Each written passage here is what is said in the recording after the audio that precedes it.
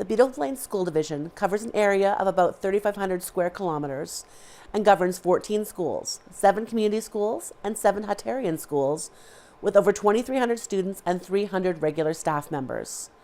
Since 2012, the division has seen steady and rapid growth, mostly affecting the Nipawin schools, but also seen in the other areas to a lesser degree. It is one of the fastest growing school divisions in the province. Superintendent Jason Young and Treasurer Shannon Bays together present the division's 2025-2026 budget, offering an overview of the division before getting into the nitty-gritty of the numbers. This year, the percentage of the total budget covered by the provincial funding has decreased slightly from 58.9% to 57.5%. The provincial contribution formula takes into consideration school enrollment and property assessment values. The biggest change year over year is the significantly reduced municipal portion from 34.2% to 23.2%. But this reflects a shift between municipal revenue and provincial tax credits, so there is an offsetting increase in the tax credit portion of the funding. It is notable that for 2025-26, unlike the past several years, divisions are able to raise funding locally without predetermined percentages or limits. The proposed budget is an increase of 6.7% over the current year, or just over $1.9 million, as the division continues to grow. Staff costs remain by far the largest part of the operating budget at 83.5% of the total, and almost 75% of that is entirely classroom teacher salaries. As far as the impact on municipal taxes, it will actually result in a small decrease in the mill rate of 2.35%. The impact on any individual bill will depend on the type of property owned and on the assessed property value. This budget was passed on March 11th at a special meeting of the School Division Board and now goes to the province for approval by the end of the month. Welcome to our Beautiful Plains School Division public budget presentation to discuss the draft budget for the 25-26 school year. My name is Jason Young. I'm the Superintendent CEO of the School Division. Also presenting today will be Shannon Bays, our Secretary Treasurer. Thanks for taking the time to join us remotely via the recording as we look to the future of our school division. I want to start with once again this year thanking our students, our staff, and our communities for the support we receive as a school division.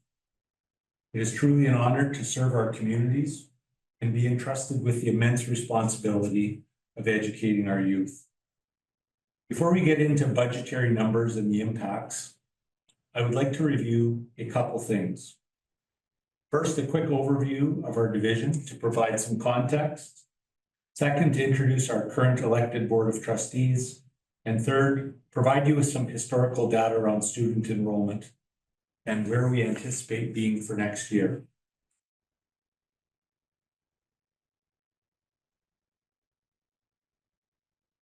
First, a little bit about Beautiful Plains School Division.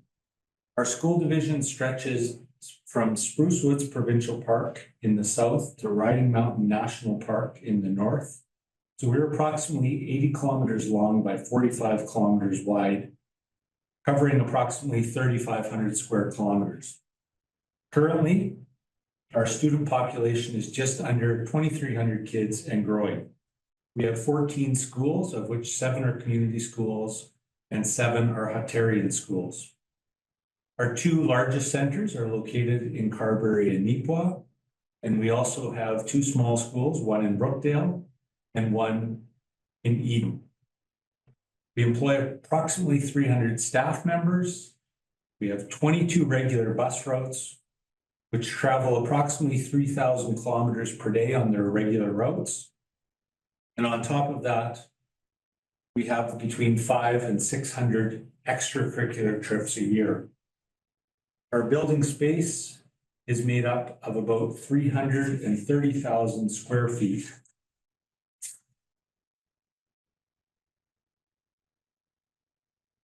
Our Board of Trustees is made up of 7 trustees with a combined service of 90 plus years and counting.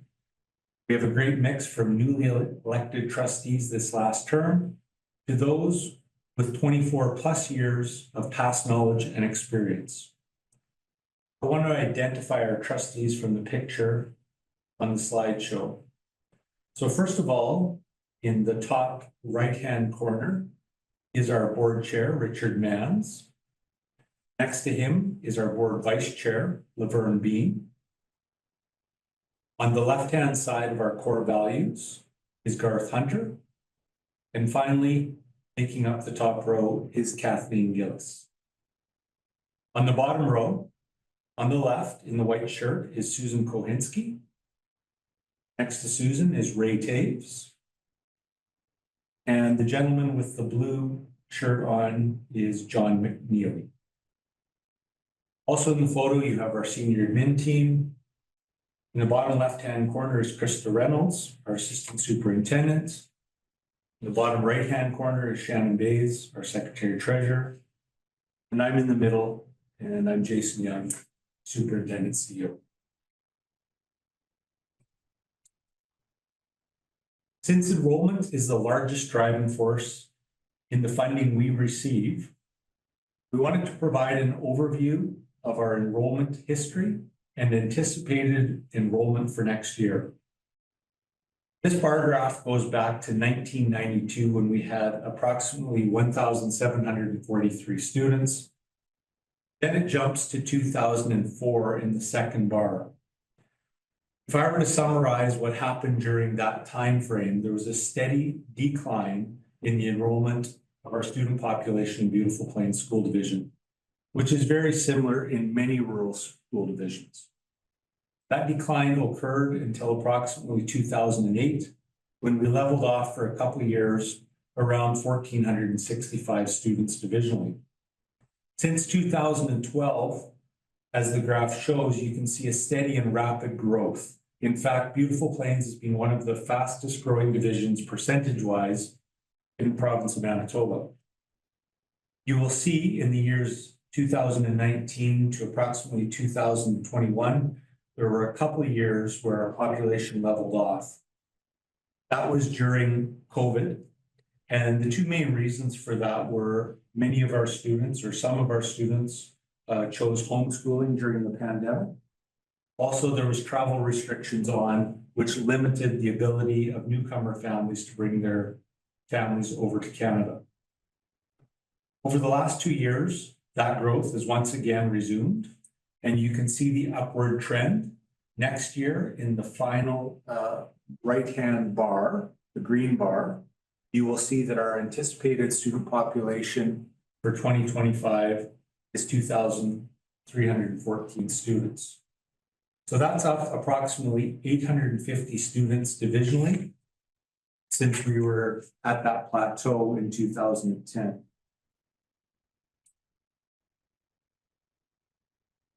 This next graph breaks down our enrollment a little further.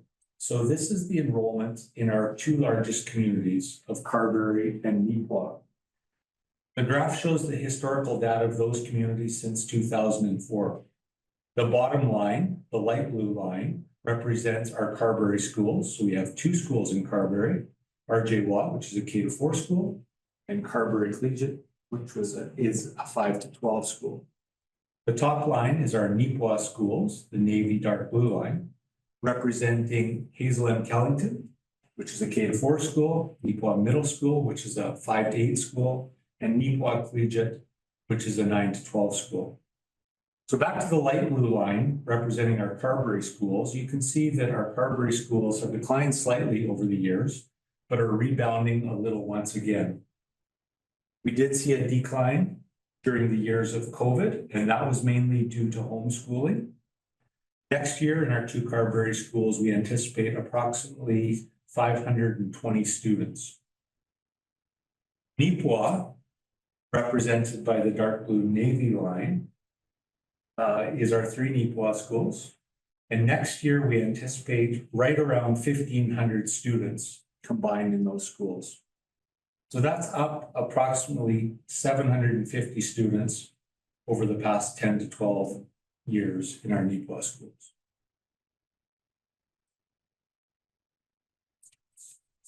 This next graph represents the enrollment in our small schools. So the top line, the navy dark blue, represents our 7 colony schools. And the bottom line, the light blue, represents Brookdale, and J.M. Young School in Eden. So first of all, the dark blue navy line are colony schools. Our colonies make up approximately 190 students divisionally. Our colony schools have seen a fairly steady increase over the years. You will note a decline in 2022. This was due to one of our colonies going independent at that time. Our largest colony school is approximately 50 students, and our smallest colony school is approximately 15 students. Brookdale and J.M. Young, represented by the light blue bottom line, those schools, you can see a rapid decline through the early 2000s, in which time those two schools were down to approximately 50 students combined at their lowest point. They too are starting to rebound once again, and next year we anticipate around 90 students in those two schools combined. I'll now turn it over to our Secretary Treasurer, Shannon Bays, to review our draft budget for next year. Thanks, Jason. I'll start us off with our revenue sources. Our provincial revenue is approximately 57.5% of total revenue. This is often referred to as the provincial funding formula or the provincial funding of schools program. That reflects our enrollment, our expenditure levels, and our property assessment values. Provincial tax credits, the red section on the graph, has varied over the years and have in the past been part of the property tax bill you receive. Province committed to school property tax rebates through the last few years that ranged from 10% to 50%. For 2025, these credits vary based on the type of property you own. Residential homeowners will be eligible for up to $1,500 reduction in their school property taxes. Farmland owners will be eligible for 50% off gross school property taxes. The provincial tax grant is made up of two grants. New grants introduced in 2021 was called the Property Tax Offset Grant. The other grant is the Tax Incentive Grant. The funding announcement confirmed that both of these will continue for 2025-26 at the current year level. Municipal funding is the purple section of the graph and has changed considerably in the last 5 to 6 years, and has ranged from several years where there were limits of how much funding divisions could raise locally to municipal funding that was a predetermined percentage with an offset grant. For 2025-26, divisions are able to raise funding locally without predetermined percentages or limits. The remaining 0.7% is made up primarily of tuition fees from other divisions, where students attend Beautiful Plains School Division but live outside of our divisional boundaries. This slide here shows how our revenue sources have shifted in just 1 year. The left pie chart is the current year, 2024-25, and the right pie chart is for next year, the proposed budget for 2025-26. There are two changes we wanted to highlight. The first being provincial funding. There has been a reduction in provincial funding of schools program from 58.9% to 57.5%. This still remains the largest portion of our funding and is the blue portion of the graph. Secondly, there's been a significant shift between municipal revenue, the purple section of the graphs, and provincial tax credits, the red section of the graph. Provincial tax credits have increased significantly due to the changes in the tax credit programs announced by the province. This increased from 3.1% to 15.8%.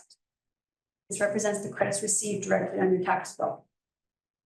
As noted on the previous slide, in 2025, these credits have changed again and vary based on the type of property you own.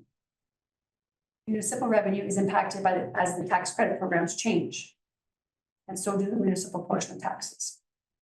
The tax credit changes available to property owners for 2025 has significantly reduced the municipal portion from approximately 34.2% of total revenue, as seen on the left, to 23.2%, as seen on the right in the purple sections of the graph. With ever-changing provincial tax credits, you can see how the shift occurred between municipal revenue and provincial tax credits revenue. Should there be a shift in provincial funding in schools, this will have an impact on the other sources of our revenue and may cause further shifts in the future. We do not determine how provincial programs work, nor the changes in these programs. Funding for education has changed in some form for each of the past 6 years. Funding changes or shifts in funding for education could be minor, the full phase out of school property taxes. Fully phased out would mean the purple section would be reduced to zero. Funding for education would be purely a provincial cost at that point of the blue section. Again, for 25-26, divisions do have the ability to make decisions on local taxation to address local priorities. This is our proposed budget expenditures, $30,750,000, with the majority of the change in staff costs. With staff costs totaling approximately 83.5% of our operating budget, all budget discussions involve a review of staffing needs and enrollment estimates. The proposed budget is an increase of 6.7% over current year, or just over $1.9 million, and identifies total salary and benefit increases of $1.6 million. These include our collective bargaining obligations and the associated benefit changes. As you will recall, there's been a shift in the way bargaining and the costs associated are handled since Bill 45 has been passed. It means all teacher bargaining will be done provincially. We no longer have full local bargaining autonomy, yet we will need to budget for all the increases resulting from provincial bargaining. No future salary increases are included in these changes. Our division continues to grow and we continue to add staff to the basic needs a growing division faces, which is classroom teachers. Continual growth means we are always trying to get caught up with staffing. As our population grows from 1,750 students to over 2,200 students over the last 10 years, so does our other needs such as special needs, mental health supports, and all other supports. We are addressing these needs with an additional 3.0 full-time equivalent staffing addition. The remaining increase of $330,000 is in the other four lines listed and is mainly directed towards maintaining our buildings and responding to other growth pressures we face, including additional tech devices. The largest portion of our budget is salaries. This chart shows how the salaries are distributed. Salaries are $23.7 million, or 76.8% of our entire budget. This pie chart shows a breakdown of salaries by employee type. The blue section there is for teachers and includes all teachers in the division. Currently, that's about 158.5 FTE, and 73.8% of all salaries, which is $17.4 million.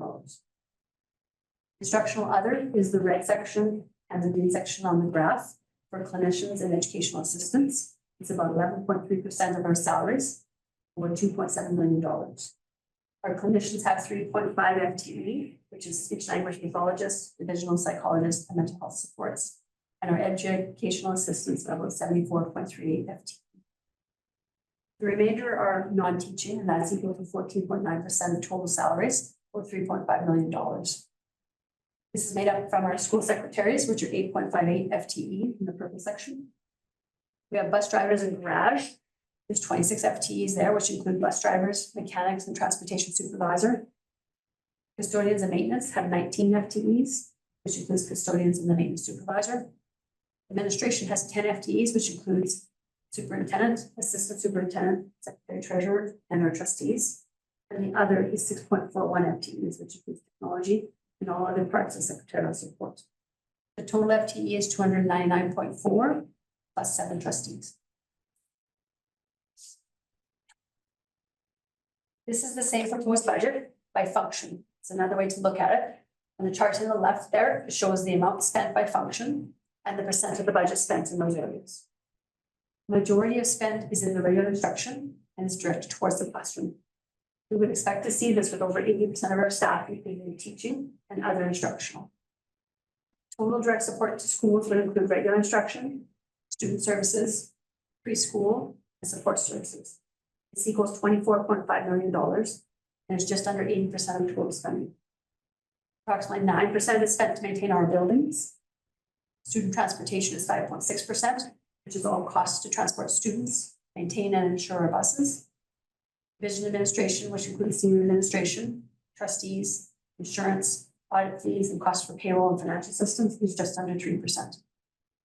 Fiscal transfers and capital includes payroll tax, and it includes putting aside reserves to purchase a new bus. On the right, you'll see a pie chart that shows the same information in a different format. This shows the impact of our proposed budget on school property taxes.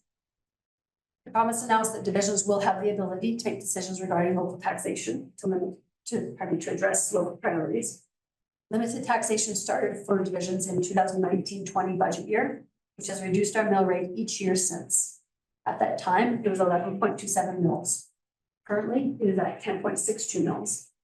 For 2025-26, the proposed budget is a 2.35% decrease in the mill rate to 10.37 mils. The impact to individual taxpayers will vary depending on the type of property owned and the assessed value of the property.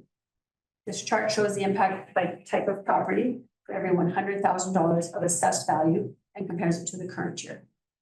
The first column is the type of property. The current year is the next column. The proposed budget is the third column, and the changes in the last column. As an example, we will use the residential property. For the current budget year, school property taxes, $478.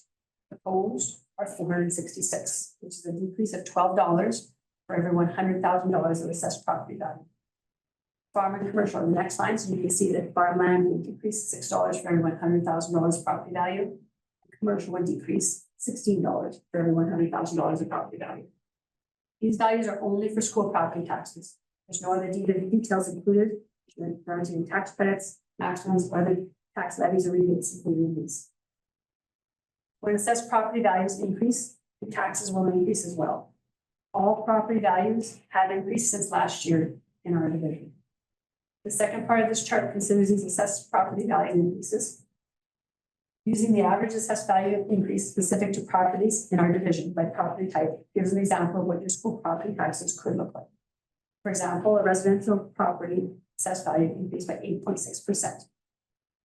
With the decrease in mill rate and the increase in assessed value, school property taxes will increase $29 for every $100,000 of assessed property value. Farmland and commercial are the next two lines. Farmland will increase $38 for every $100,000 property value, and commercial will increase $85 for every $100,000 property value. I mentioned earlier about school property tax rebates and credits. As these are programs provided for by the province, determination on how these programs work and if the programs will continue are all details that are determined by the province.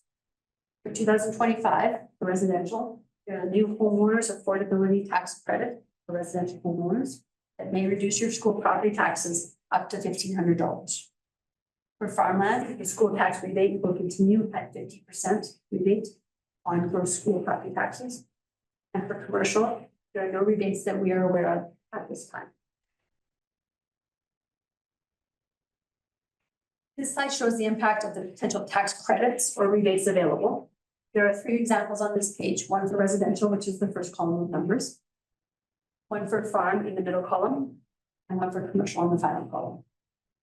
The first line is assessed value for each property type. We use the base of a $300,000 property value and apply the assessment increase by property type. So we applied 8.6% increase for residential, 20.2% increase for farm, and 15.1% for commercial. Property taxes are determined using the portioned assessment, which is the second line, and the mill rate, which is the third line. Portion property value is determined by multiplying the assessed value by the percentage or portion applicable. For residential, this is 45%, farm is 26%, and commercial is 65%. The mill rate for 2025 is 10.37 for all property types. The bottom portion provides an example for each property type and the potential tax credits applicable for each of them. Again, these are provincial programs provided for by the province.